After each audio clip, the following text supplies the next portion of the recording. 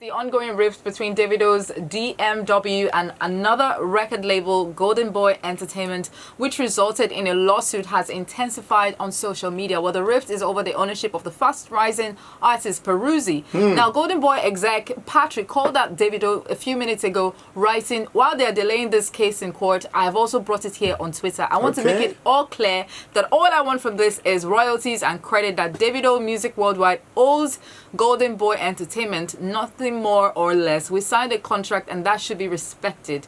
Peruzzi, who was with Golden Boy, reportedly signed with DMW. However, the nature of the deal has not or was not revealed publicly.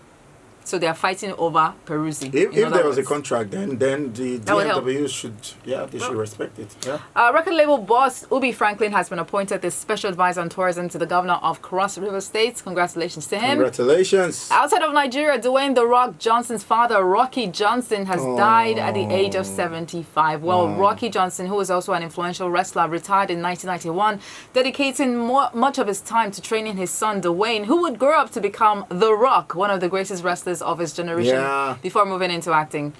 This one is strange. Meghan Markle's estranged dad plans to be key witness against her in court. Meghan is suing the Mail on Sunday newspaper in the UK for printing a letter she wrote to her father for not attending her May 2018 royal wedding to Prince Harry. Well, the 75-year-old Thomas Markle Sr. is said to be prepared to give evidence against his own daughter in the court case. Yeah, it's weird, but Debbie, you know they've not been in on good terms. But does that mean you go and stand against I don't think she has forgiven her father for not attending her wedding. I don't think so. I don't think he's setting a good example as well in terms of forgiveness. Yeah, because when I saw the letters, just excerpt from the letters, and he was just trying to explain to her that because Meghan wrote her dad, "You didn't come for my wedding," and that was I had an heart attack. I owe you.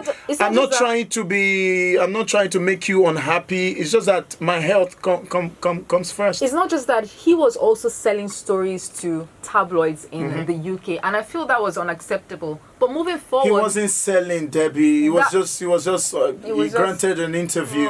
He was not selling. And he wasn't Come paid. on. They get paid for interviews like that. But okay, cool. Well, James Bond producer Barbara Broccoli says an actor of any color could play 007, but not a woman. She insisted that the next 007 should remain a man as a replacement for Daniel Craig. Intensifies. I hope Chimamanda doesn't jump into this. The next Bond film, No Time to Die, will be Craig's final outing as James Bond. British actors Tom Hiddleston, Idris Elba, and Richard Madden are among stars tipped to step in. I think they should give it to Idris Elba. Idris Elba. Once or twice and we're good. Rappers Jay-Z and Yo Gotti are planning to sue 2 Mississippi prison officials on behalf of 29 inmates over claims they did nothing to stop violence that has killed 5 prisoners in the last 2 weeks, which was as a result of years of severe understaffing and neglect at the prisons. And finally, Whitney Houston is to be inducted into the Rock and Roll Hall of Fame 2020 alongside the Pitch Mode, the Doobie Brothers, 9 Inch Nails, the Notorious B.I.G.